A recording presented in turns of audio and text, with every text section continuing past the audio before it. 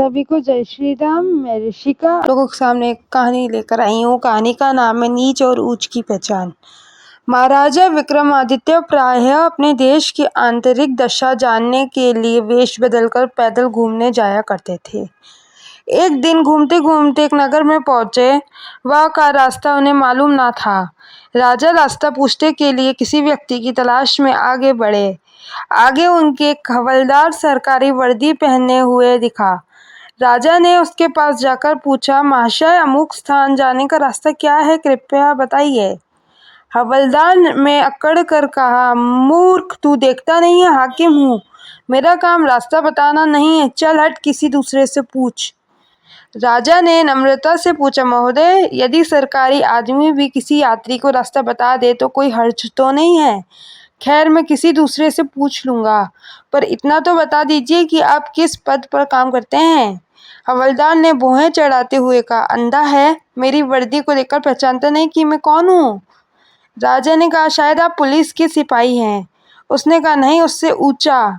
तब क्या नायक हैं? नहीं, उससे भी ऊंचा। अच्छा, तो आप हवलदार हैं? हवलदार ने कहा, अब तू जान गया कि मैं कौन हूँ, पर यह तो बता, इतनी पूछताछ करने का तेरा क्या मतलब और तू कौन है? राजा ने कहा, मैं भी सरकारी आदमी हूँ। सिपाही की ऐंठ कुछ कम हुई। उसने पूछा, क्या तुम नायक हो? राजा ने कहा, नहीं, उससे ऊंचा। तब क्या आप हवलदार हैं? नहीं, उससे भी ऊंचा। तो क्या दरोगा हैं? उससे भी ऊंचा।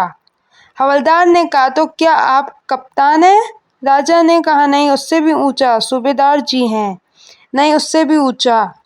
अब तो हवलदार घबराने लगा। उसने पूछा, तब आप मंत्री जी हैं? राजा ने कहा, भाई, बस एक सीढ़ी और बाकी रह गई है। सिपाही ने गौर से देखा तो शादी पोशाक में महाराजा विक्रमादित्य सामने खड़े हैं। हवलदार के होश उड़ गए। वह गिड़गिड़ाता हुआ राजा के पांव पर गिर पड़ा और बड़ी दीनता से अपने अपराध की माफी मांगने लगा। राजा ने कहा, माफी मांगने की कोई बात नहीं है। मैं जानता हूँ कि जो जितने नीचे हैं वह उतने ही अकड़ते हैं। जब तुम बड़े बनोगे तो मेरी तरह तुम भी नम्रता का बर्ताव सीखोगे। जो जितना ही ऊंचा है वह उतना ही सहनशील एवं नम्र होता है, और जो जितना नीचे वो अच्छा होता है वह उतना ही ऐंठ रहता है। इसलिए कहा गया है, विद्या विवादाय धनम मदाय, शक्ति परेशान पीढ़ी पीड़नाय, खलस्य साधोर विपरीत मेतत्, ज्ञानाय दानाय च रक्षणाय। अर्थात, दुष्ट व्यक्ति के पास विद्या हो तो वह विवाद करता है, धन हो तो घमंड करता है, और यदि शक्ति हो तो दूसरों को परेशान करता है। वही साधु प्रकृति का व्यक्ति विद्या ज्ञान देने में, धन दान देने में और शक्ति दूसरों की रक्षा करने में खर्च करता है। सदैव प्रसन्न रहिए, जो प्राप्त है वही पर्याप्त है। धन्यवाद। जय हो, विजय हो।